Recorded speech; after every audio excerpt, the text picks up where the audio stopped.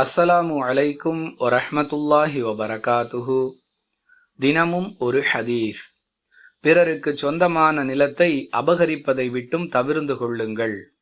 ஏனெனில் ஒருவர் பிறருக்கு சொந்தமான நிலத்திலிருந்து ஒரு அங்குலம் அளவிற்கு அநியாயமான முறையில் அபகரித்து கொள்வாரேயானால் மறுமை நாளில் இந்த பூமியை போன்று 7 மடங்கு நிலம் அவருடைய கழுத்தில் மாலையாக தொங்கவிடப்படும் என்று அல்லாஹுவின் தூதர் ஸல்லல்லாஹு அலைஹி வஸல்லம் அவர்கள் கூறினார்கள்.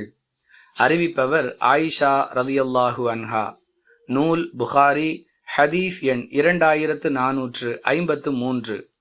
அன்பிற்குரிய அல்லாஹுவின் நல்லடியார்களே, மிகச் சாதாரணமான முறையில் பிறருடைய நிலங்களை அபகரிக்கக்கூடிய செயல் உலகில் பரவலாக நடைபெற்று வருவதை பார்க்கிறோம்.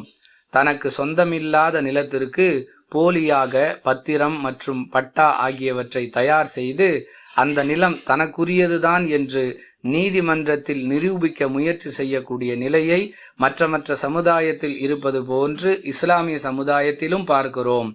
யார் அல்லாஹுவை அஞ்சுகிறார்களோ அவர்கள் நிச்சயம் இதுபோன்ற செயல்களில் ஈடுபட மாட்டார்கள். யார் இதுபோன்ற செயல்களில் ஈடுபடுகிறார்களோ அவர்கள் நிச்சயம் அல்லாஹுவை அஞ்சுபவர்களாக இருக்க மாட்டார்கள் என்பதை கவனத்தில் கொள்வோம். வாஹிரு தஅவானா அனில் ஹம்துலில்லாஹி ரப்பில் ஆலமீன். அஸ்ஸலாமு அலைக்கும் வரஹ்மத்துல்லாஹி வபரகாத்துஹு.